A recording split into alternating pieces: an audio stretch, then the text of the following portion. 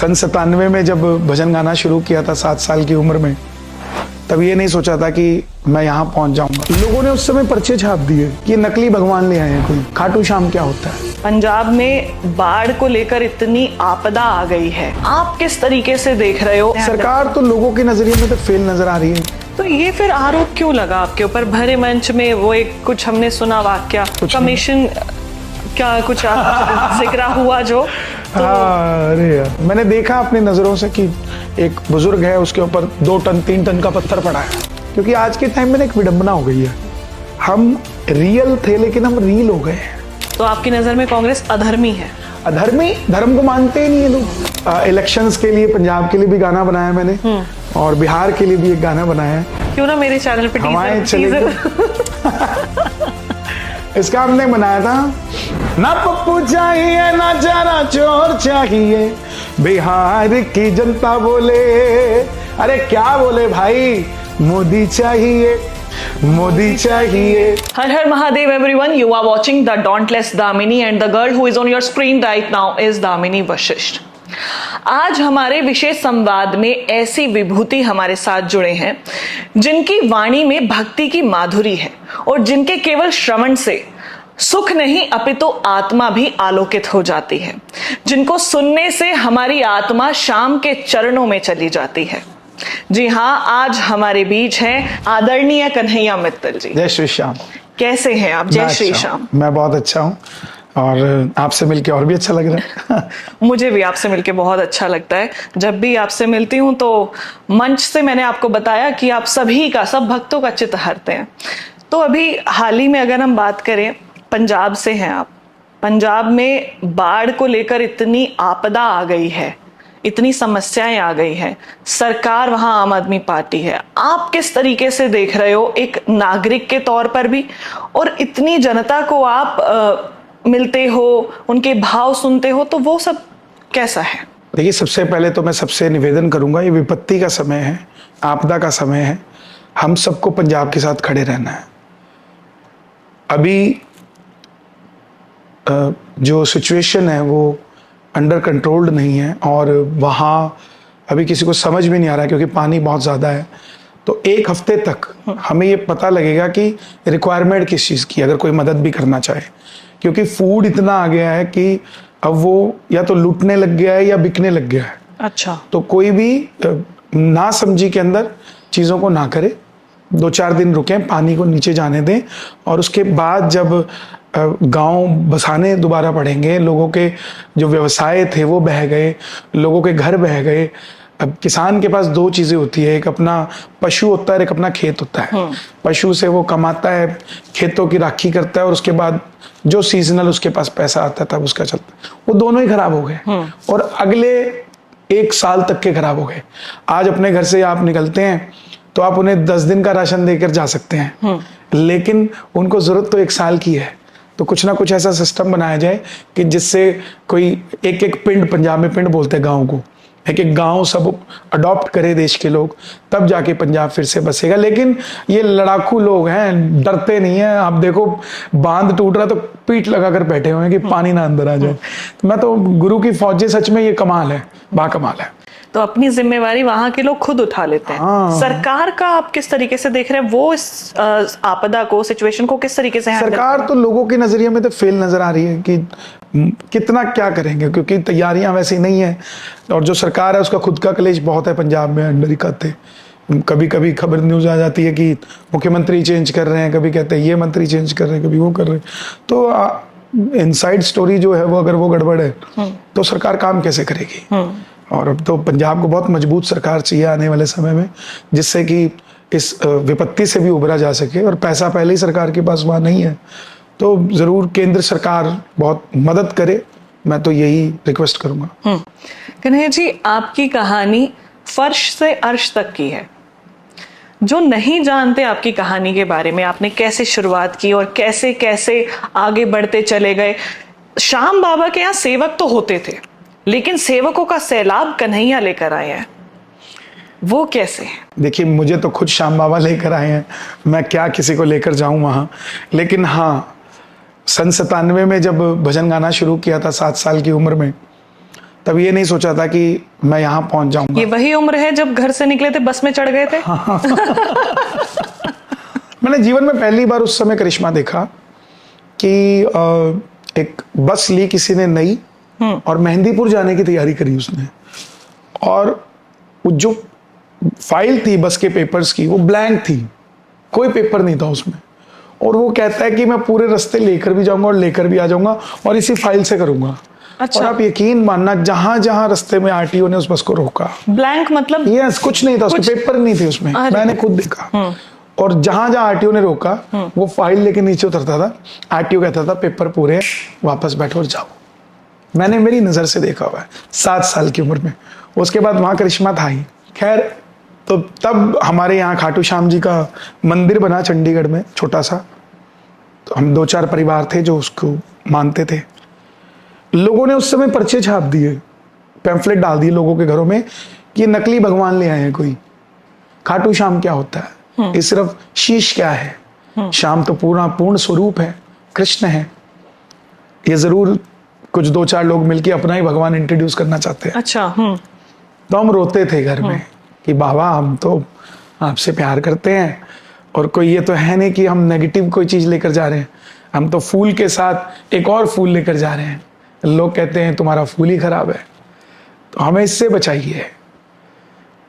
तब उन्होंने शायद मार्ग दिखाया कि भजन गाओ। तब भजन गाना शुरू किया तो कोई करवाता ही नहीं था, तो लोगों से हाथ पैर जोड़ते थे कि भी श्याम बाबा का कीर्तन करा लो।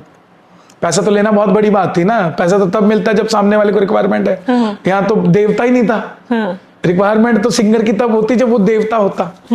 जागरण में चले जाते थे, सारी सारी रात बिठा के रखते थे, फिर एक समिति का आदमी आता था, कहता था तुम माता रानी का भजन गाते हो? मैं कहा मुझे तो नहीं आता, मैं तो खाटू श्याम जी का गाता हूँ। तो बोले यहाँ सुनने वाला ही नहीं, कोई सुनाओगे किसको, तो तुम जाओ। तो सारी रात बैठ के वापस आ जाते थे। लेकिन ये पता था कि एक दिन ऐसा आएगा कि जब जिनको हम कह रहे हैं कि भजन सुन लो, वो कहेंगे कि भजन सुना दो। दिन इस अच्छे उम्र में चीजें बदलनी शुरू हुई? उम्र आप ये समझ के चलिए 2001 से। आप वो तस्वीर देख रहे होंगे तो वो मेरे बचपन की है, उसमें सबसे छोटा मैं हूँ। मेरे बड़े भाई हैं, बीच में सिस्टर है। ये मैं मेरे सामने लगा के रखता हूँ क्योंकि आखिरी दिन था मेरे गांव का। अच्छा। जब हम वहां से ट्रक में सामान लोड कर यहाँ चंडीगढ़ में आ गए थे, तो ये आखिरी फोटो लगा के रखता हूँ मैं कि ये हमारी औकात थी, यही रहना भैया। अरे वाह, ध्यान रखना कहीं तुम इधर उधर भटक जाओ। बड़ी बात। तो यहाँ धनतेरस की रात हमने सड़क पे गुजारी 90 की।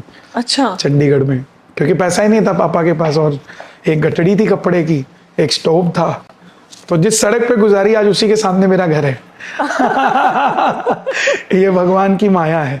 तो ये भजन का जो अंदर एक जागा आपके अंदर, भजन गायक बने, आज भजन सम्राट हैं आप, तब आप नॉर्मल तरीके से। लोग कहते हैं मैं नहीं हूँ सम्राट वम्राट, मुझे समझ नहीं आता है ये बड़प्पन है आपका, ये तभी आप शाम के रसिक भक्त हैं क्योंकि आप खुद के बारे में ऐसा सोचते हैं।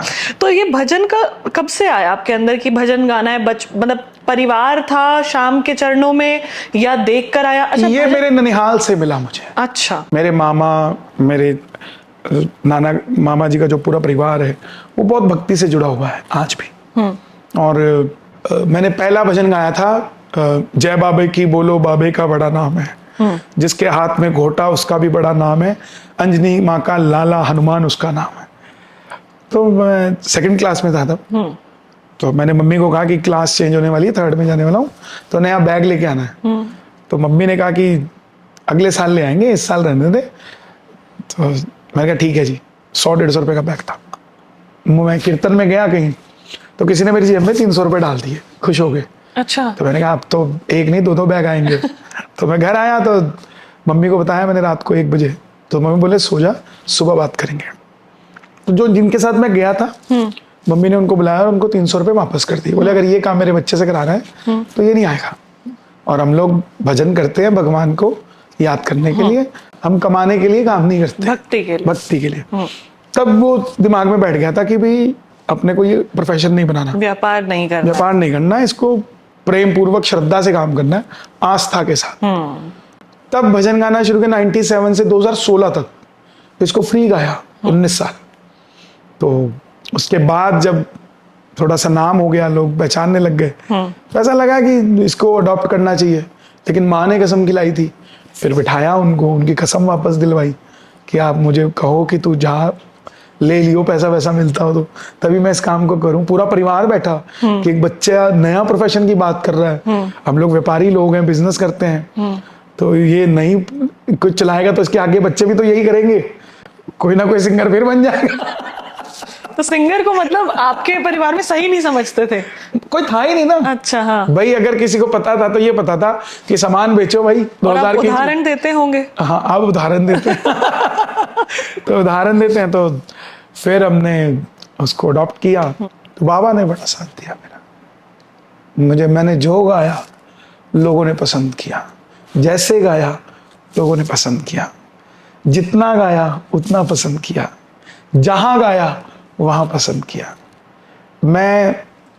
लोग मुझे आज सोचते हैं कि मैं 2021 में जब मेरा वो गीत आया जो राम को लाए, तब मुझे लोग जानने लगे। मुझे लोग बहुत पहले से जानते थे, बहुत प्यार करते थे, इसीलिए मैं वो हजम कर गया। नहीं तो एक रात में इतनी प्रसिद्धि जब आपको मिलती है तो आपका हाजमा खराब हो जाता है। बिल्कुल। आप इंसान को इंसान नहीं समझते। तो बाबा ने बड़ा साथ दिया, और मैंने मुझे वो लोग भी मिले जिन्होंने मुझे पैसा भी दिया, इज्जत भी दी। जो लोग मुझे 11-11 हज़ार रुपये में बुलाते थे, आज वो लोग मुझे 11-11 लाख रुपए भी देते हैं। ये कोई छोटी बात नहीं है। आपके पास एक ड्राइवर काम करता हो और वो अगर मान लो 10 साल बाद अमीर आदमी भी हो गया ना, तो आप 4 लोगों में यही बोलते हो, क्या हो गया, मेरा तो ड्राइवर ही रहेगा। लेकिन मुझे उन लोगों ने, वो 11,000 रुपये देने वालों ने 11 लाख दिए, ये बोल के नहीं कि कभी 11,000 भी दिए थे। बोले आपने कमाई है, ये चीज़ आपका बनता है। बिल्कुल कमाई है। तो ये बाबा की ही कृपा है जिससे हम लोग ये कर गए। प्यार कमाया है आपने वाकई में।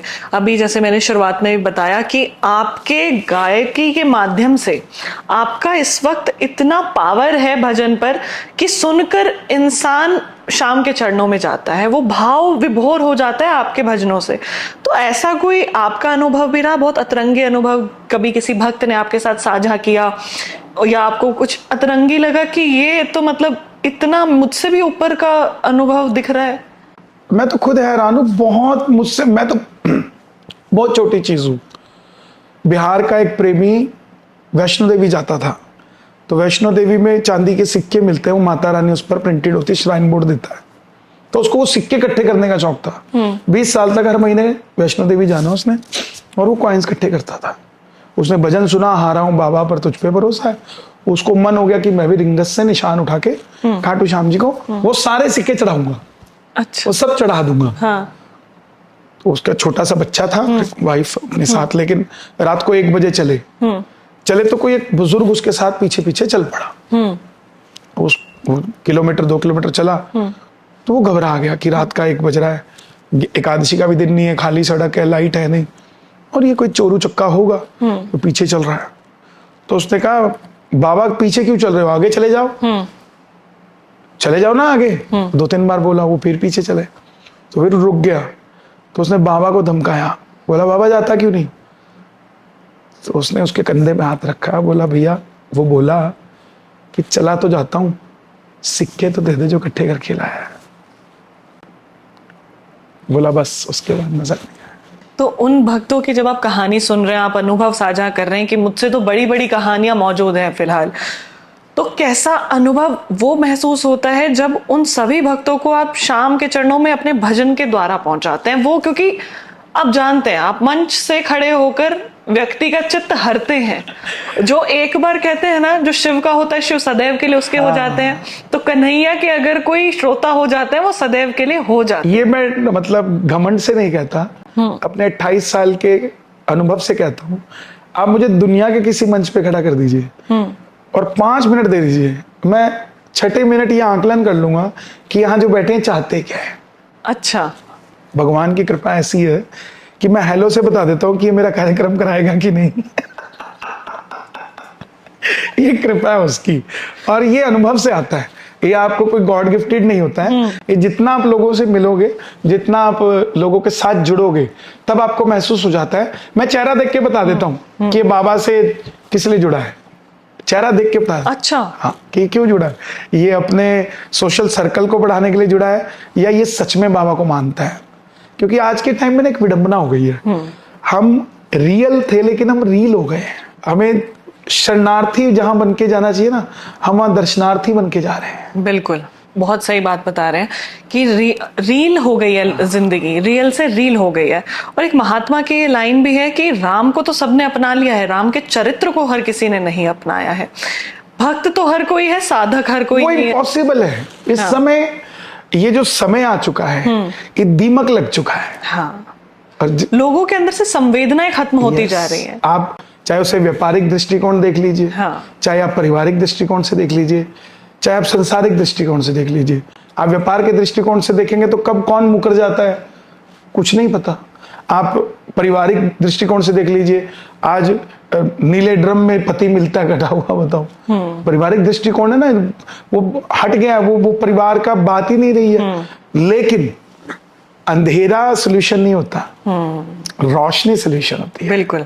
हम सिर्फ इसी पे बात करते रहे कि संवेदनाएं खत्म हो गई है, तो जिनमें है उनके साथ हमने क्या किया, नजरअंदाज कर दिया ना उनको। बिल्कुल। तो हमें उसकी बात करनी है जो हमें अच्छा दिखा रहे हैं, अच्छा दिख रहे हैं, जो अच्छा कर रहे हैं। हम राम के चरित्र को नहीं अपना सकते, इम्पॉसिबल है। कलयुग होता ही नहीं, फिर तो ये त्रेता ही होता ना अगर हम अपना सकते।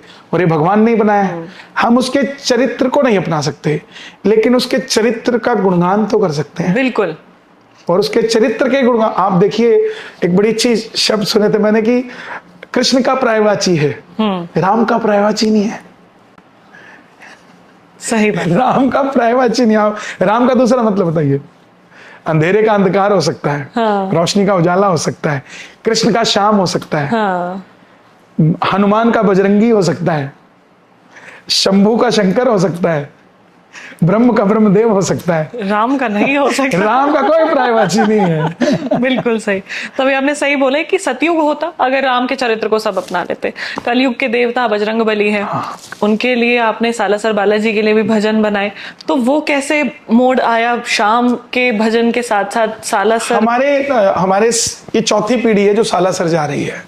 हमारे कुल देवता है सालासर बालाजी। अच्छा। और हम तब से जा रहे हैं जब बहुत रेयर लोग सालासर जाते थे और बिल्कुल अंदर ही दर्शन होते थे।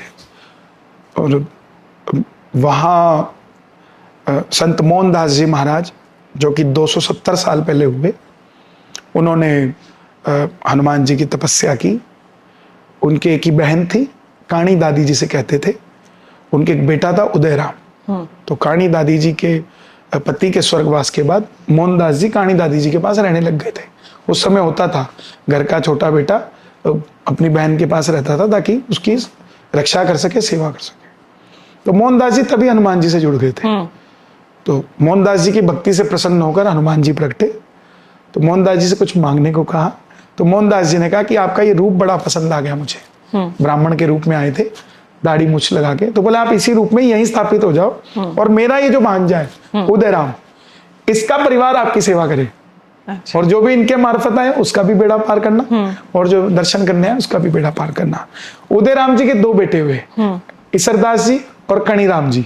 अब सालासर 1 साल कणिराम जी का परिवार चलाता है, 1 साल ईसरदास जी का परिवार चलाता है। अच्छा। तो ये आप किस परिवार से? मैं दोनों का ही चेला हूँ। हम लोग उस परिवार से नहीं है। वो उदयराम जी के परिवार के जो पुजारी परिवार है, वहाँ लगभग 500 पुजारी हैं सालासर में, तो वो परिवार वहां से है। हम लोगों के जो पैतृक रहे होंगे वो सालासर हनुमान जी के गए होंगे।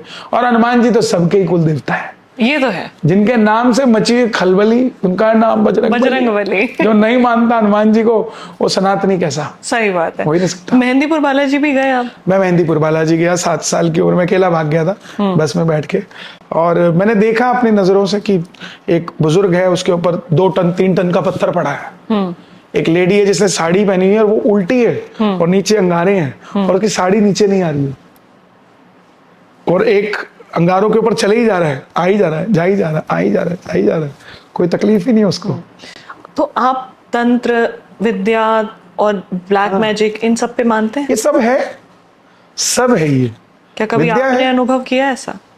मैंने तो उसकी शक्ति को ही अनुभव किया है, जिसपे उसकी नजर उसको खाई की नजर। आप कौन सा मंत्र जपते हैं? मैं अतुलित बलधामम हेम शैलाबदेहम धनुजवन कृशानम ज्ञानिना नगरगण्यम सकल गुण निधानम वानराणाम अधीशम रघुपति प्रिय भक्तम वात जातम नमामि। ये हनुमान जी के अतुलित बल को बताता है।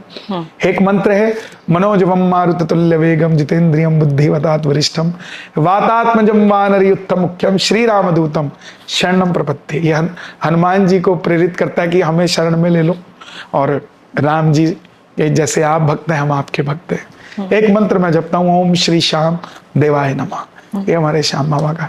एक मैं मंत्र जपता हूँ कामाख्या माई का, कामाख्या वरदे देवी नील पर्वत वासिनी त्वम देवी जगतम मात्र योनि मुद्रेण नमस्तुते, वो मंत्र जपता हूँ। एक मैं या देवी सर्वतेषु शक्ति रूपेण संस्थिता नमस्तस्यै नमस्तस्यै नमस्तस्यै नमो नमः। तो आने वाले समय में जगदम्बा माँ के लिए भी हम सुनने वाले हैं। हाँ बिल्कुल, जगदम्बा माँ तो सबसे आगे है, सबसे आगे। देखो ना, अंग्रेज अपने यहाँ लड़की को बेबी बोलते हैं, पत्नी को बेबी बोलते हैं, दूसरे धर्म में बीवी बोलते हैं, हमारे यहाँ देवी बोलते हैं। देवी बोलते हैं, बिल्कुल। ये हमारी सबसे विशेषता है हमारे धर्म की, कि हम देवी, हम हर रूप को देवी मानते हैं। हमारे यहाँ बच्ची है तो कंजक है, देवी है। अभी एक संगठन का भी आप आयोग कर रहे हैं, संगठन को बना रहे हैं ट्राई सिटी में, अभी चर्चा हुई मेरी आपसे, वो क्या है? देखिए, मेरे मित्र हैं, कलाकार हैं 2-3, तो उनका कई 2 सालों से मुझे फोन आ रहा था कि हम एक संगठन बनाएं। मैंने कहा हाँ मैं खड़ा हूं, आप बनाइए। तो अब मैंने उसको सीरियसली थोड़ा सा समझा कि म्यूजिशियंस जितने होते हैं, जो जागरण लाइन के म्यूजिशियंस होते हैं, उनकी पेमेंट्स कम भी होती है और हैंड टू माउथ लोग होते हैं लोग। और आप और आपके पॉडकास्ट के जरिए लोग ये जान के हैरान होंगे कि ऐसी पोजीशन होती है कि कई तो जब डेथ होती है तो उनके लिए लकड़ियों के पैसे नहीं होते। म्यूजिशियंस की ये दुर्गति होती है क्योंकि वो हैंड टू माउथ अपने घर को ही चला पाते हैं। चकाचौंध के पीछे की भी असलियत है, के पीछे सच्चाई है। तो मैंने उसके लिए एक एसोसिएशन का हम लोगों ने निर्माण किया कि हमारे कम से कम शुरू करें अपने चंडीगढ़, पंचकुला, मोहाली के जितने भी म्यूजिशियंस हैं सबको एकत्रित किया। आज लगभग 100-150 म्यूजिशियंस आए, सिंगर भी थे। तो उनका हम LIC करवा सके, काम को जनरेट कर सके, लोगों तक इस विद्या को और पहुंचा सके। तो इसका विचार सबसे पहले आपके दिमाग में? हाँ, ये विचार हम सबका ही है। तो ये फिर आरोप क्यों लगा आपके ऊपर? भरे मंच में वो एक कुछ हमने सुना वाक्या, वो क्या था? क्योंकि कुछ म्यूजिशियंस के लिए ऐसा उन्होंने बताया कि आप थोड़ा भेदभाव करते हैं। नहीं, ऐसा कुछ कमीशन क्या कुछ जिक्र हुआ जो? तो अरे यार, वो क्या था, हमारा दिल्ली के इलेक्शन मेरे ख्याल 6 महीने पहले थे। 6 महीने पहले दिल्ली में इलेक्शन थे और मुझे 5-6 मेरे कार्यक्रम थे। तो वो मित्र है मेरा साउंड वाला, मौरवी साउंड, आज भी मित्र है। तो हमने उसको बुक किया, तो लगभग 1,80,000 रुपये हमने उसको पे किया। हमने ही पे करना था। तो उसमें क्या हुआ, लास्ट के टाइम मेरे जो स्टेज मैनेजर होता है उसको उसके 21,000 रुपये हम दे के आए थे। तो उसने वो 21,000 रुपये म्यूजिशियनों की पेमेंट में बांट दिए। अब वो 21,000 रह गए। तो उसने ऑफिस में फोन किया मेरे मैनेजर को। तो मैनेजर ने कहा भैया उसका फोन आया। मैं कहा हाँ यार, 2 यार पैसे देने हैं अपन ने। तो मैं मूड में बैठा था, मेरा दोस्त ही था। मैंने कहा यार ये नहीं मिलेंगे, खत्म हो गई बात। तो उसने कहा ठीक है भैया, आगे देख लेंगे, काम तो करते रहना है। मैं डन। तो बस इतनी बात थी। मुझे लगा कि वही बात वो उसको लेकर, मुझे अभी तक भी क्लियर नहीं है क्योंकि इसके अलावा तो मेरी कभी उससे बात ही नहीं हुई। तो मस्ती मजाक में आपने कुछ बोला भाई? अब उसके अलावा मेरी कोई बात ही नहीं कभी उससे। तो उस दिन जब उन्होंने कहा, तो उस समय स्टेज 1 घंटा हुआ था मुझे करते हुए और हम 3 घंटे गाते हैं। तो मैंने कहा यार कुछ होगा तो ठीक है भाई, बड़े आदमी, हम माफी मांग लेते हैं, सॉरी भाई, आगे से दोस्ती नहीं करेंगे किसी के साथ ऐसी। तो देखो, उधार में और कमीशन में फर्क होता है। हाँ। आपको चाहिए तो आप दोबारा फोन कर देते। हाँ। यार मेरा पैसा पेंडिंग था, दे देते। अब वो आप उसको अगर उस तरीके से अगर आप देखते हो तो मुझे नहीं लगता अच्छी बात है। लेकिन आपने जिस तरीके से उस सिचुएशन को संभाला वो वाकई मतलब देखने वो लायक मेरे था। 28 साल का अनुभव है ना। हाँ, इतनी विनम्रता, इतनी नम्रता, ऐसे में तो इंसान विचलित हो जाता है मंच पे खड़ा हुआ। नहीं सबके वो सामने 2-2.5 करोड़ का लगाता तो विचलित हो जाता। 25,000 कम लगा 25,000 मुझे लगा ठीक है, अरे तो कर लेंगे अपन। तो माफ कर दे भाई। माफ कर दे भाई, ले जा 3 बार ले जा। अब मैं जहां भी जाता हूँ दिल्ली के कार्यक्रम में, तो मैं पहले साउंड वाले को बोलता हूँ भाई कुछ आया तो नहीं है ना। वो कहता नहीं भैया नहीं आया। मैं कहा ठीक है भाई, थोड़ा सा सराउंड कर दे इसका।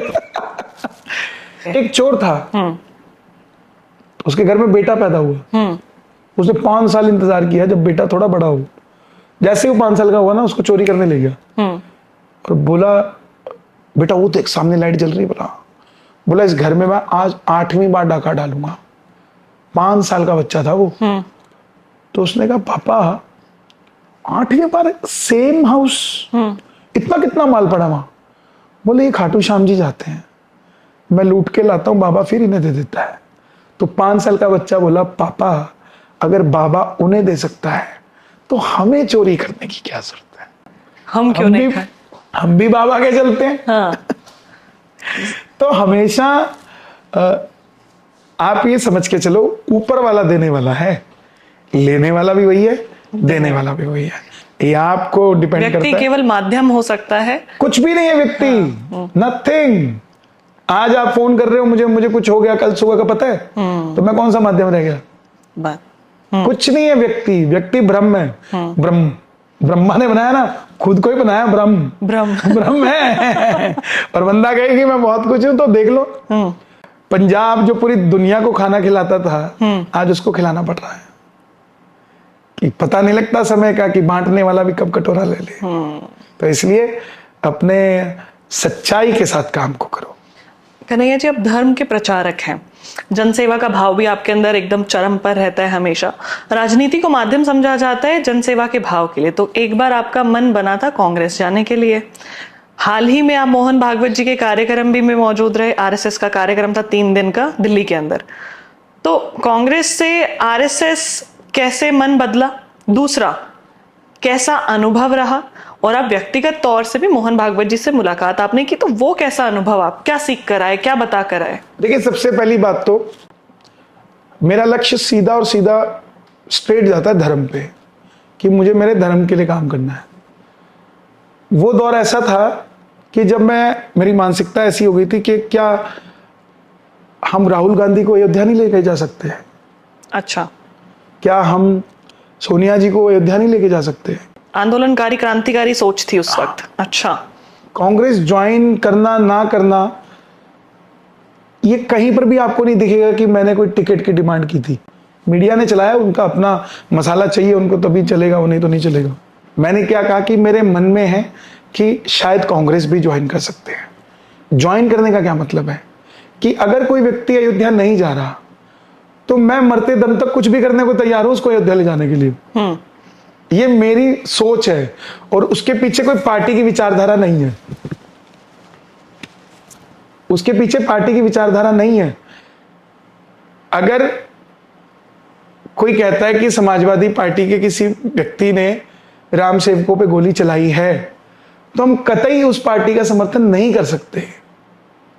लेकिन अगर कोई परिवार, चाहे वो गांधी परिवार हो, अगर हम अपनी भक्ति से ये सोचे कि उन्हें हम अयोध्या ले जाएं, तो वो कर सकते थे ना।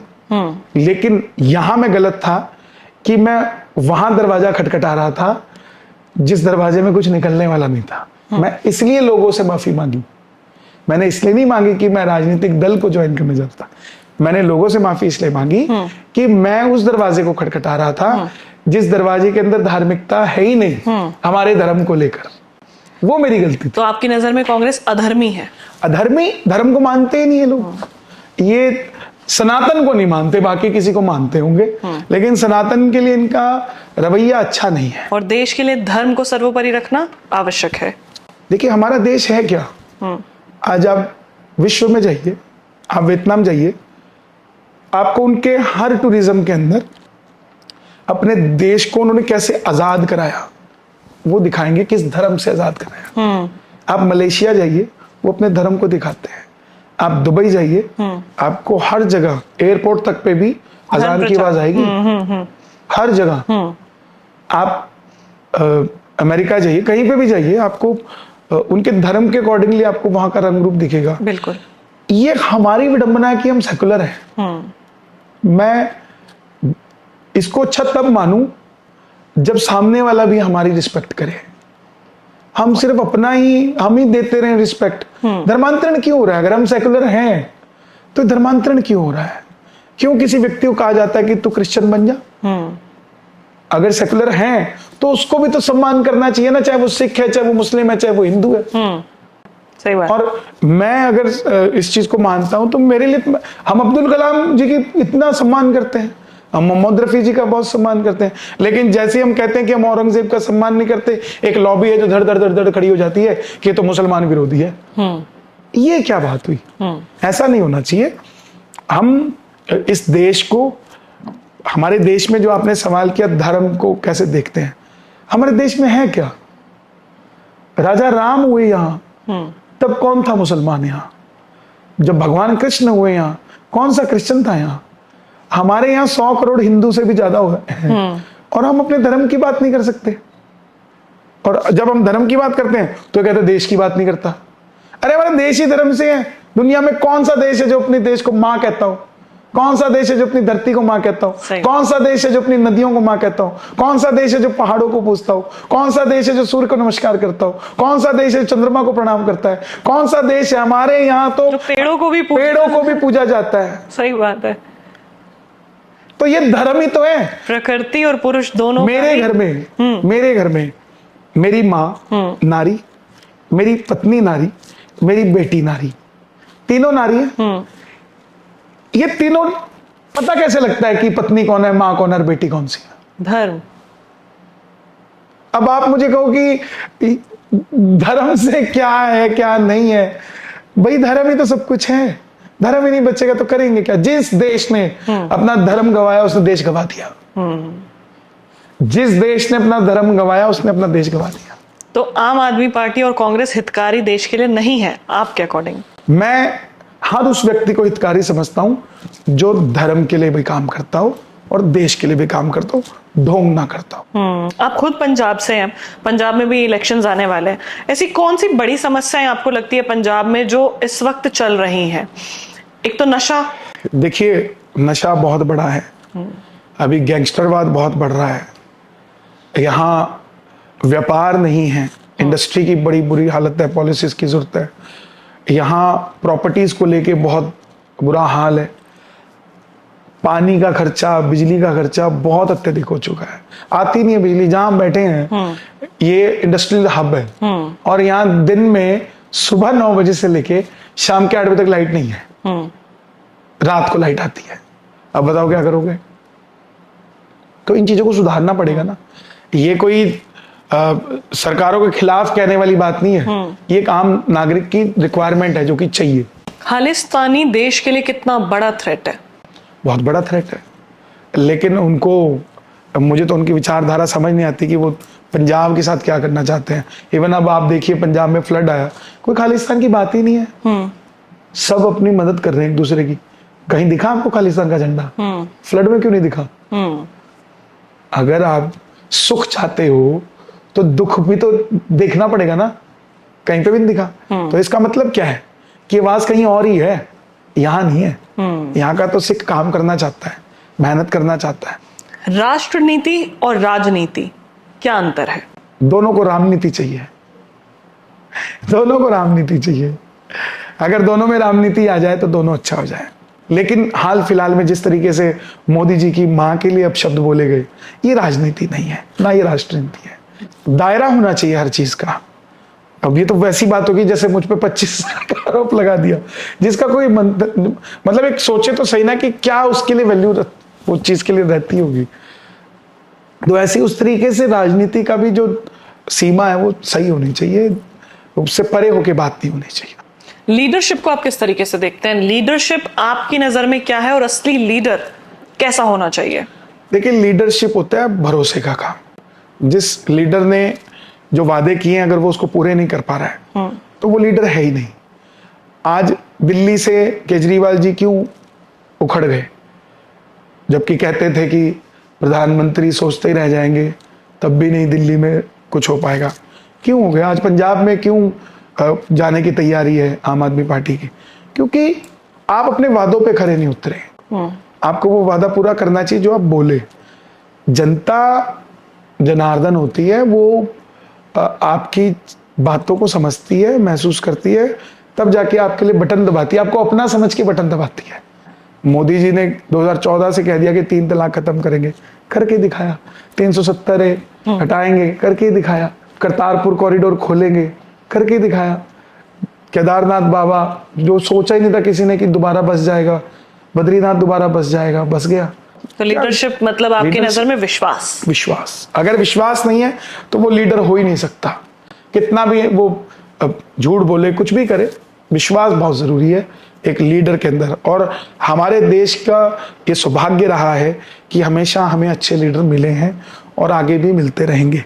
लेकिन नरेंद्र मोदी जी जैसा मैं कहना चाहूँगा, भूतो न भविष्यति, हमें नहीं बन सकता। हम सौभाग्यशाली हैं हमारे देश में कि हमें नरेंद्र मोदी जैसा प्रधानमंत्री मिला है, नहीं मिल सकता।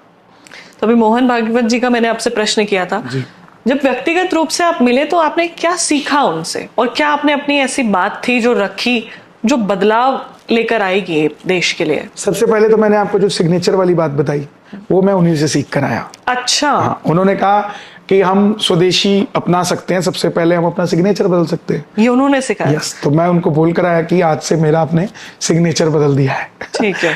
पहली चीज। दूसरी बात, सबको सवाल करने का एक मौका मिला था, तो मुझे भी मिला। तो मैंने कहा कि हमारे धार्मिक जो मंदिर हैं उन पर, बहुत सारे मंदिरों पर सरकार का अधिकार है, उसको वो मैनेज करती है सरकार हमारी।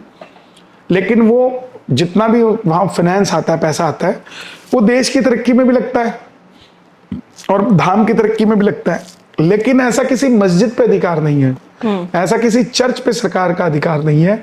वहां पर भी तो पैसा आता होगा, तो वहां ऐसा क्यों नहीं होता? क्योंकि हम जो पैसा चढ़ा रहे हैं वो चर्च में जा रहा है या मस्जिद में जा, तो फिर हम वहीं चढ़ाए थे ना। उन्हें मंदिर में तो अपनी आस्था से चढ़ा रहे हैं। और अगर उनके साथ ऐसा नहीं है तो फिर हमारे साथ ही ऐसा क्यों हो रहा है? और हम दे रहे हैं तो वो अपना बना रहे हैं सिस्टम को, हमारा सिस्टम वीक हो रहा है। तो इसलिए मंदिरों के अधिग्रहण को हटाया जाए या फिर सबको बराबर रखा जाए। जब सेकुलरिज्म है तो सब बराबर है ना, तो सबको बराबर लिया जाए। सही बात। चलिए, आपके भजन की एक जगत में वापस से हम लौटते हैं। तो अभी क्या नया आने वाला है, क्या आगे के लिए तैयारियां चल रही हैं? यूपी को आप राम जो है वो दिला गए, अब आगे के इलेक्शन में क्या उसकी भी तैयारियां चल रही हैं? देखिए, सबसे पहले तो आप जहाँ बैठे हैं ये पेजेस प्रोडक्शन है, यहाँ हम 200 सिंगर तैयार कर रहे हैं free of cost. Audio video सब हम पैसा लगाते हैं। आपके चैनल के माध्यम से भी कहना चाहूँगा, कोई भी गरीब व्यक्ति हो आर्थिक रूप से, चाहे रिक्शा चलाता हो, कपड़े भी ना हो, वो भी हम देंगे उसे।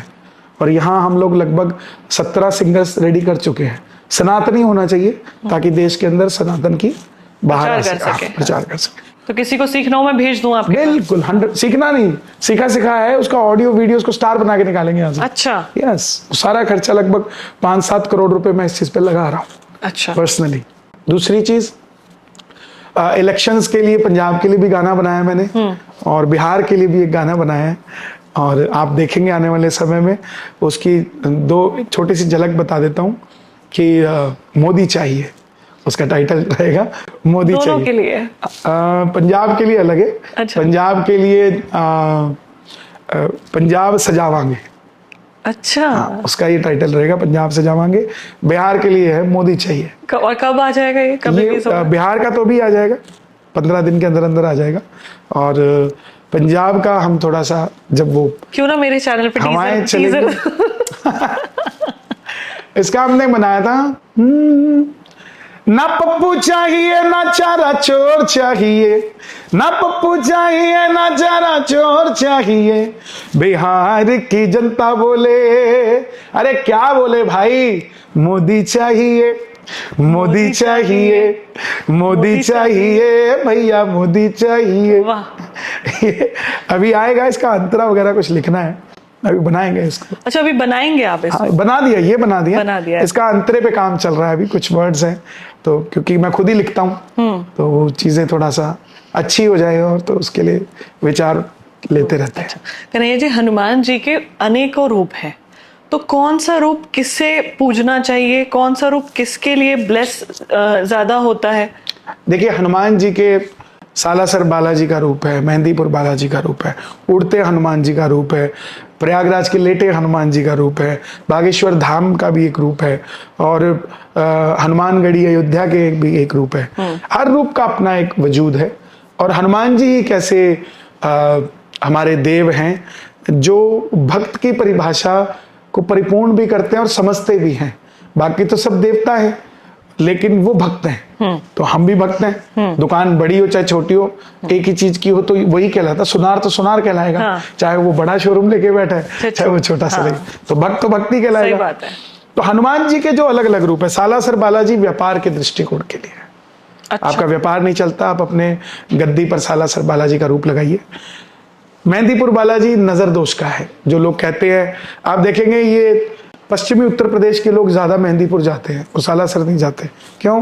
क्योंकि वहां पर ये काला जादू इल्म, ये मौलवी साहब और ये हाँ। वो सब लोग करते रहते काला जादू, तो वो उसका तोड़ सिर्फ वहीं है, मेहंदीपुर, तो कहीं और नहीं है, तो ये लोग वहां जाते हैं। तो नजर से बचना है तो मेहंदीपुर है। आपको भक्ति चाहिए तो हनुमानगढ़ी के हनुमान जी, क्योंकि वो तो वहीं लीन है, राम जी के बगल में ही बैठे, तो वो नहीं नाम ही जप रहे हैं। आपको निद्रा चाहिए, प्रयागराज के लेटे हनुमान जी, आपको नींद नहीं आती, आप जाइए वहाँ दर्शन कीजिए। स्वयं यमुना जी उनके दर्शन करती है। आप मेहनत कर रहे हो लेकिन आप बढ़ नहीं पा रहे, तो हाथ में जो हनुमान जी सूर्य को निगलने के लिए उड़ रहे हैं, वो भी एक तस्वीर हनुमान जी का स्वरूप है, वो लगाइए, आप आगे बढ़ेंगे। आपके घर में दवाइयां ही दवाइयां आई जा रही है, माता पिता ठीक ही नहीं हो रहे, तो घर के अंदर पहाड़ उठाए हुए हनुमान जी रखिए, जिसमें संजीवन बूटी है। हनुमान जी के अलग अलग रूप हैं।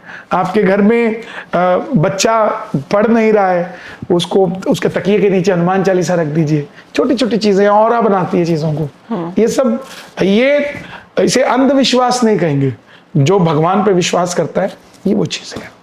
समर्पण से आप क्या समझते हैं? समर्पण अगर भाव आपके अंदर सुनते हैं, क्योंकि एक मैं बड़ा बोलती हूँ, एक श्लोक है, श्लोक तो नहीं एक कविता है, समंदर में मिली जाके धरा की सैकड़ों नदियां, समर्पण ही तरीका है स्वयं को रिक्त करने का। उसके अंदर दुनिया बड़ी कंफ्यूज है। समर्पण आपकी भावना से होता है, आपके कर्म से नहीं होता।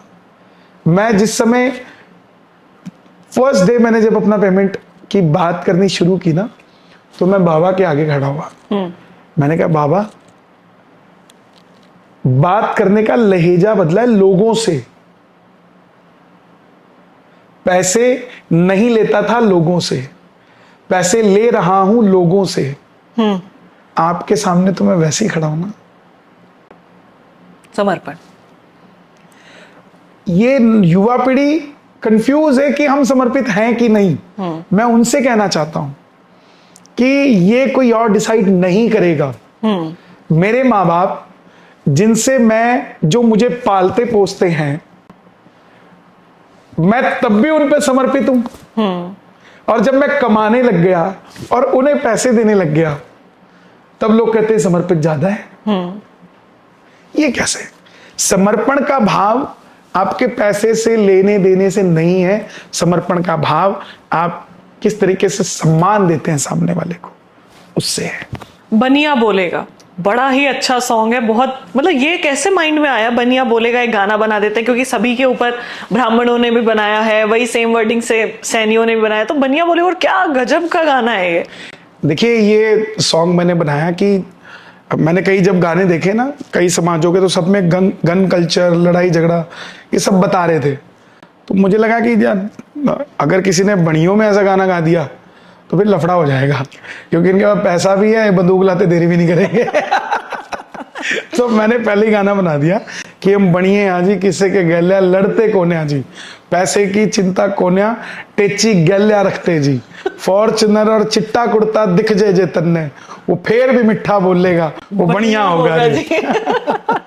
तो इसलिए ये सॉन्ग बनाया और बड़ा अच्छा लोग प्यार दे रहे हैं। अब एक और नया गाना लिख रहा हूँ मैं कि चांद पे झंडे गाड़े हैं बणियों के छोरे ने तो वो भी बनाएंगे भी। अच्छा, बनियों के प्रति मतलब पूरा समर्पण आपने दे भाई वही कुल है हमारा वो चेंज नहीं हो सकता ना। तो हरियाणा से प्रसिद्धि मिली, वहां के लोगों के लिए कुछ सोचा नहीं कि वहां कुछ बनाया जाए? बनाया लोग, ये हरियाणवी में ही बनाया मैंने, और हरियाणा के लोगों ने बड़ा प्यार दिया। एक महात्मा की बात है कि अपने शत्रु वही चुनो जिनको आप, अगर शत्रुता है तो जप रहे हैं तो उसके अंदर भी ऐसी कोई क्वालिटी हो जो आप सीख पाए। हाँ, शत्रु भी हमेशा वही चयन करना चाहिए, क्योंकि आप ऐसे जने खने को अगर बना लोगे शत्रु तो वो फायदा नहीं है। हम राम को ईश्वर मानते हैं, उनको अपना आदर्श मानते हैं, श्याम बाबा को आप पूजते हैं, लेकिन राम का शत्रु हम अगर बोले या जो भी बोले, रावण, हम रावण को शत्रु के रूप में मतलब एक भज रहे हैं। उनके अंदर कुछ ऐसी खास बात जो आपको लगी कि जो मुझे देखना है, या जो लगी आपको कि खासियत है ये? रावण की पहली बात तो उनको सम्मान मिलता है महापंडित होने के कारण। दूसरी बात, जिस समय रावण की मृत्यु हो रही थी, मृत्यु शैया पे था, तो राम जी ने लक्ष्मण जी को कहा कि लक्ष्मण, ये बहुत बड़ा महापंडित है, मृत्यु आने से पहले इससे ज्ञान लो, जाओ। तो लक्ष्मण जी पांव के पास, सिर के पास खड़े हो गए। तो रावण चुप रहा। लक्ष्मण को लगा कि अभी भी इसका घमंड खत्म नहीं हुआ। तो राम ने कहा, ये महापंडित है, इसके थोड़ा सा चरणों के पास खड़े हो जाओ, तब ये ज्ञान देगा। तब लक्ष्मण जाकर वहां खड़े हुए। तो रावण ने कहा, लक्ष्मण ने सवाल किया कि हे महात्मन, आपके पास सब कुछ था, सोने की लंका, धन, ऐश्वर्य, 10 शीश, इतने बड़े बड़े योद्धा, इतनी बड़ी सेना, तो आप हार कैसे गए? तब रावण ने कहा कि तेरे राम के पास भाई था, मेरे पास भाई नहीं था। तो वो मैसेज पड़ा था कि मेरे पास विभीषण नहीं था, लेकिन राम के पास लक्ष्मण था। अगर मेरे पास लक्ष्मण होता तो मुझे कोई हरा नहीं सकता था। तो आप ये समझिए कि उसको परिवार की कितनी सूझ थी कि अगर परिवार का कोई भी अंग टूट गया तो परिवार को टूटने से कोई रोक नहीं सकता, पतन की ओर जाएगा। आज कलयुग में बात को समझने की जरूरत है कि भाई कितना भी बुरा क्यों ना हो, लेकिन दुख हो, सुख हो, तो आपको उसको इनवाइट करना चाहिए, उसको बुलाना चाहिए, बैठना चाहिए, बात करनी चाहिए, ताकि आपको मरते हुए ये खेद ना हो कि मेरा भाई मेरे साथ नहीं था। रावण की ये विशेषता रही। और बहुत सारी ऐसी चीजें हैं, हम जब अध्ययन करते हैं तो रावण की अच्छाइयां सामने आती हैं। बस उसमें एक ही कमी थी कि वो देवी को नहीं समझ पाया कि जिसको वो बंदी बना रहा है वो स्वयं काली है जो खा जाएगी। रुका गई, जगदम्बा है, जगदम्बा है। जब तक इंसान ये नहीं समझ पाएगा कि मेरे घर में जो मैं बहू बिहा के लाया हूं या मेरी बेटी जो है वो कौन है, तब तक उसको ये समझ ही नहीं आएगा कि उसने क्या चीज खो दी है, क्या चीज उसके पास है, वो समझना जरूरी है। काला जादू, टोटका, तंत्र विद्या, इसको मानते हैं आप? देखिए, ये है और प्राचीन काल से आती है ये, और नेगेटिविटी है तो पॉजिटिविटी भी है। अगर कोई व्यक्ति काले जादू में फंसा हुआ है तो उसको सर्वप्रथम अपने इष्ट को ध्याना चाहिए और ध्यान लगाए, मेडिटेशन करे, उसको महसूस हो जाएगा कहाँ पर गलती है। क्योंकि काले जादू को भेदने के लिए आपको उस शक्ति की जरूरत चाहिए जो ना काले जादू दिखता है, ऐसे ही वो पॉजिटिविटी भी नहीं दिखती, उसको खोजना पड़ेगा। तो उसके लिए आपको मंत्रोच्चारण करना पड़ेगा जिस देवता को आप मानते हो। और मुझे लगता है कि हनुमान जी से बढ़कर काले जादू के पीछे कोई नहीं पड़ सकता। और आजकल तो हनुमान जी जो है पूरे एक्टिव हो रखे हैं। आप जहाँ जाएं जय श्री राम का नारा है, तो बजरंग बली हमारा है, तो उसमें हनुमान जी की आप सेवा कर सकते हैं। उन पर सिंदूर चढ़ाएं और उनसे अर्जी लगाएं शनिवार के दिन कि मुझे इस चीज़ से बचाएं। आपको अपने आप महसूस होगा, रास्ता मिलेगा, क्योंकि हनुमान जी के पास रास्ता हर चीज़ का है। तो इस तरह का जो तंत्र है, ब्लैक मैजिक है, ये किसके ऊपर जल्दी प्रभाव कर जाता है? जो मन के कमजोर हैं, अच्छा। जिनको हर कोई कहता रहता तू तो इस लायक ही नहीं है, तू ये नहीं कर सकता, जिसको खुद पे कॉन्फिडेंस नहीं है। ये कोविड की तरह है। कोविड में सबसे ज्यादा जाने उनकी गई जो हाइपरटेंशन की बीमारी थी, जिनको चिंताएं सताती थी, हाय अब क्या होगा। तो वो भी तो लैक ऑफ कॉन्फिडेंस है ना। गण कमजोर इसी को कहते हैं। हाँ, आप पक्के रहिए कि मेरे साथ मेरा भगवान है, वो कभी मेरे साथ कुछ नहीं होता। आप पिक्चरें भी तो देखते होंगे, हॉरर मूवीज में दिखाते हैं लास्ट में जब वो नहीं निकलती उसमें से कुछ, तो वो हनुमान चालीसा पढ़ने लग जाता है, जोर जोर से बोलने लग जाता है। तो वो कॉन्फिडेंस जगाता है ना कि मुझे मेरे भगवान पे ज्यादा भरोसा है। ऐ मुसीबत मैं तुझसे नहीं डरता, ऐ मुसीबत मैं तुझसे नहीं डरता, क्योंकि तू जितनी बड़ी है तुझसे लाख गुना बड़ा मेरा भगवान है। ये सोच के चलना चाहिए, क्या तो सब कुछ सही हो जाएगा।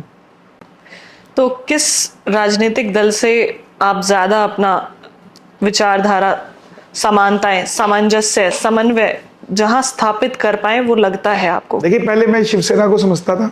अच्छा। हाँ, बाल ठाकरे जी को बहुत मैं मानता हूँ। Follow करते थे उन्हें? हाँ, फॉलो भी करता था। लेकिन जब जैसे ही 2017 में राम मंदिर के लिए भाजपा ने कार्य किया, उस दिन से समझ में आया कि यार किसी को तो हम अपना माने जो काम कर रही है। तब से बीजेपी, मुझे ऐसा लगा कि हमारी विचारधारा की ये राजनीतिक दल है इस देश तो में। कांग्रेस में आप नहीं जाएंगे? नहीं, बिल्कुल भी नहीं, वो कभी नहीं होगा। तो वाकई में अगर मैं आपसे पूछूं कि आप कमीशन कितना लेते हैं परफॉर्म करने का, क्योंकि कंट्रोवर्सी बड़ी चल चुकी है आपके पीछे, तो असलियत आज आप बता ही दीजिए, कितना कमीशन आप लेते हैं? मेरा कमीशन जो है ना, वो उस भक्त में है जो मेरा भजन सुन के खाटू श्याम जी के दर पे जाता है। जब वो वहां माथा टेकता है ना और बोलता है बाबा कृपा करना, तो उसमें मेरा कमीशन है, क्योंकि वो मेरे भजन सुन के मोटिवेट होके खाटू गए। तो जब उस पर कृपा होगी तो उसमें से 1-2% मुझे भी मिल जाए। सबके लिए अलग है फिर? यही, हाँ, जितनी उस पर होगी मुझे आ जाएगा अपने आप। यही मेरी कमीशन है, तो इसी के लिए मैं चलता हूँ। ये मिल जाए। बहुत अच्छी बात है। आपके जो श्रोता हैं, जो श्याम बाबा के भजन सुनते हैं, बालाजी के भजन सुनते हैं, उनके लिए क्या संदेश, और साथ ही साथ जो संगीत की दुनिया में, जगत में अपना नाम बनाना चाहते हैं, जो बच्चे हैं, युवा हैं, उनके लिए आप क्या संदेश देना चाहेंगे? देखिए, सबसे पहले तो मैंने कभी संगीत सीखा नहीं और ना मुझे इतनी तालीम की नॉलेज है। मैं उनसे ही कहना चाहूँगा, आप सीखें और बचपन से सीखें, और जब तक आपकी वो उम्र ना आ जाए जिसमें आप मान सम्मान देना ना सीख जाएं और लेना ना सीख जाएं, तब तक मंच को मत पकड़िए। आज छोटे छोटे बच्चे 8-8, 9-9 साल के मंचों पर हम खड़े कर देते हैं, उन्हें यही नहीं पता कि सामने वाले को प्रणाम कैसे करना है या उनको कैसे उनका अभिवादन होना चाहिए। कोई व्यक्ति जो 50 साल से गा रहा है, उसको पहले माला डले या उनको पहले माला डले, इस चीज का संस्कारों को हमें बच्चों में डालना पड़ेगा, तब जाकर ये विद्या आगे बढ़ेगी। और श्याम बाबा और बालाजी को जितने भी भक्त मानते हैं, उनसे यही कहूंगा, एक काला जादू वाला जादू से डरने की जरूरत नहीं है, क्योंकि खुद हनुमान जी महाराज, खुद श्याम बाबा हमारे दरवाजे पे खड़े हैं जो हमारे लिए कार्य कर रहे हैं। चलिए, एक रैपिड फायर राउंड आपके साथ में खेलते हैं। मुझे बड़ा डर लगता है रैपिड फायर से, क्योंकि मैं बोलता बहुत हूँ।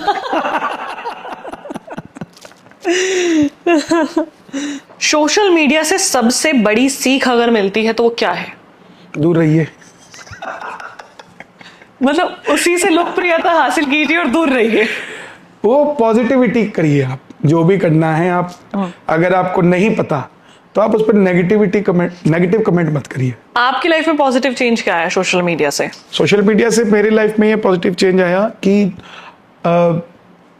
हमें और कार्य करने की मतलब क्षमता बढ़ी हमारी, और ये हौसला मिला कि हम अगर कोई चीज करेंगे तो अब पहुंचानी मुश्किल नहीं है। मैं उस दौर से गा रहा हूं जब हम भजन बना देते थे तो लोगों तक पहुंचाने में बड़ी दिक्कत होती थी। एक भजन गाते थे, उसको जब तक 100 जगह नहीं गा देते थे तब तक 101वीं जगह में कोई खड़ा होकर नहीं कहता था वो वाला सुना दो। अब ये होता है कि आज गाया कुछ, लाइव आकर बोल दिया, तो वो अगले ही दिन वहां पर्ची आ जाती है स्टेज पे, भैया वो वाला सुना दो। तो ये बड़ा एक बहुत अच्छी चेंज है। कभी मंच पर ऐसा हुआ कि गाना भूल गए? नहीं, क्योंकि खुद ही लिखता हूँ तो उसी समय लिख देता हूँ। अच्छा। तो इसलिए भूलने वाला कुछ ऐसा है नहीं। हाँ, शब्द इधर उधर हो जाते हैं, कृपा को दया कह देना या आशीर्वाद कह देना, वो हो जाता है, तो पर्यायवाची, लेकिन भूलते नहीं है। भूलते इसलिए नहीं है क्योंकि खुद ही लिख देते हैं। अगर भूल भी जाता है तो नई लाइन लिख देते हैं। मंच का जाने से पहले कोई डर लगता है? मंच पर जाने से पहले बस एक ही डर लगता है कि मैं अपने भगवान को याद करना ना भूल जाऊं। मेरे लगभग दादाजी, पिताजी, दादी जी, नाना जी, नानी जी, मौसी मौसी मौसी, फूफा जी, प्रशांत जी, ये सब मेरे पितर हैं जिनको मैं याद करके जाता हूँ। अच्छा। और फिर हनुमान जी, श्याम बाबा, ये सबको मैं डरता रहता हूँ कि कहीं मैं इन्हें याद करना ना भूल जाऊँ। इसके अलावा मुझे कोई डर नहीं लगता। बहुत अच्छी बात है। संगीत के अलावा कोई ऐसा शौक जो सभी को नहीं पता, किसी को भी नहीं पता, लेकिन आपको पता है? संगीत मतलब के आप बाद में मुझे ना कुकिंग का शौक है, लेकिन मैं कर नहीं पाता। ये तो पनियों वाली बातें कर दी। मुझे खाना बनाना अच्छा लगता है। अच्छा। लेकिन मैं वो कर नहीं पाता। क्या अच्छा बना लेते हैं? मैं दाल अच्छी बना लेता हूँ, अच्छा। चावल बना लेता हूँ, चाय बना लेता हूँ, और रोटी भी बेल लेता हूँ, अच्छे से गूंद लेता हूँ आटा भी कई कई बार। पेट भरने के लिए मतलब बना लेते हो? करना पड़ता है। कुछ कोई फेवरेट डिश जो पसंद है और जो बना भी लेते हैं आप? नहीं, ऐसा कुछ भी फेवरेट, मुझे कुछ भी मिल जाए, धरती से उगी हुई कोई भी चीज मिल जाए। कोई पसंदीदा भोजन नहीं है? सब सब अच्छा है, सब अच्छा है, जो मिल जाए बस बहुत है। राजनीति या संगीत? संगीत। बड़ी बात बोल रहे हाँ, हो। लोगों को लगता है, एक्चुअल में क्या है ना, कि लोगों को ये लगता है कि जहां बैठते हैं आने वाले समय में ये वही करेंगे। लेकिन अगर सब्जी वाला हमारा दोस्त है तो हम सब्जी थोड़ा बेचने लग जाते हैं। फल वाला हमारा दोस्त है तो फल थोड़ा बेचने लग जाते हैं। हाँ, राजनीति का चस्का बहुत गंदा है, क्योंकि जो चीजें दिखती हैं लोगों को ऐसे हैं वैसे हैं, हैन तैन बहुत हैं, लेकिन जो हैं उन्हीं से पूछो ना उनकी जिंदगी कैसी है। मैं खुश हूँ मेरी फैंस या लाइफ में। परिवार? ऑब्वियसली पहले परिवार है, फिर फैंस है, क्योंकि परिवार पीछे खड़ा है तभी फैंस के लिए काम कर पा रहे हैं। मंच या स्टूडियो रिकॉर्डिंग? मंच। क्योंकि वहीं से आप उठे, वहीं से पहला आपको ब्रेक मिला। नहीं, मंच पे मुझे भगवान सामने दिखते हैं। स्टूडियो में बंद कमरा है, लाइट बुझी हुई है, एक माइक के आगे आप गा रहे हैं। शहर या गांव? गाँव। गांव की याद आती है? जाते हैं आप गांव? मैं जाता हूँ, साल में 2-3 बार जाता हूँ। और अभी मैंने एक अपना फार्म हाउस भी ऐसा तैयार किया है जो मेरे गांव के जैसा होगा, जिसमें मैं रहूं तो अब मुझे ऐसा लगे कि मैं मेरे गांव में हूँ। बाला साहब ठाकरे या नरेंद्र मोदी जी? जय श्री राम। जय श्री राम। दोनों ही अपनी जगह योद्धा हैं सनातन के, और दोनों ने करके भी दिखाया है और करते भी रहेंगे। जो क्योंकि बाला साहब तो हमें सनातन को आगे लेके जाना है जी। सबको आगे लेकर जाना चाहिए। मूवीज देखते हैं? मूवीज देखता हूँ मैं। फेवरेट मूवी हाल ही में कोई हो? हाल ही में फेवरेट मूवी या एवरग्रीन बता दीजिए जो हमेशा। नहीं, मुझे अभी फेवरेट मूवी मेरी ये उदयपुर फाइल्स थी। इसको मैं देख कर आया और सच्चाई लोगों मुझ तक भी पहुंची और लोगों तक भी पहुंचे। जाना चाहिए, लेकिन ऐसी पिक्चरें लोग कम देखते हैं। डॉक्यूमेंट्री ज्यादा पसंद है? डॉक्यूमेंट्री ज्यादा। Favourite actor? फेवरेट एक्टर तो मैं खुद ही बहुत हूँ। अपने अलावा? फेवरेट एक्टर मुझे अजय देवगन भी अच्छे लगते हैं, वो भी अच्छा है। Favourite actress? फेवरेट एक्ट्रेस कुछ ऐसे नहीं है। नहीं, कोई ऐसा नहीं है। कुछ अपने अलावा फेवरेट सिंगर? मेरे अलावा फेवरेट सिंगर सभी हैं, सब अच्छा गाते हैं मुझसे। अच्छा, सब मेरे फेवरेट है आपके? सबके सब सबको सुनता हूँ मैं, क्या बात है। सबको, छोटे से छोटे सिंगर को भी, बड़े से बड़े सिंगर। ऐसा एक कोई भी टॉप ऑफ द माइंड आपके अंदर भजन आपका ही आता है जो आप जपते हैं, अनकॉन्शियसली भी आप जपते हैं दिन रात, वो कौन सा है? वो ये भजन है, सुना दूं मैं? हाँ बिल्कुल। घर से चला मैं तेरे भरोसे, संग लेकर परिवार सांवरे। क्या, जय श्री श्याम। बहुत बहुत सुंदर, बहुत सुंदर। तो ये थे आप सभी के चहेते, आप सभी के प्रिय, मेरे प्रिय भाई कन्हैया मित्तल जी। और इनसे बात करके वाकई में आज सकारात्मक ऊर्जाओं से परिपूर्ण हूँ, पुष्ट हूँ मैं। और आपके साथ बात करके, आपको सुनकर बहुत अच्छा लगा। हमेशा से ही अच्छा लगता है। आशा करूंगी आप ऐसे ही सनातन का प्रचार करते रहें, ऐसे ही लोगों के साथ में जुड़े रहें, जन सेवा का भाव अपने अंदर रखें, संवेदनाएं जो हमें धूमिल होती दिख रही हैं, वो वापस से संवेदनाएं लोगों में आ पाए। तो मैं थी आपके साथ दामिनी वशिष्ठ। मिलते हैं अगले पॉडकास्ट में।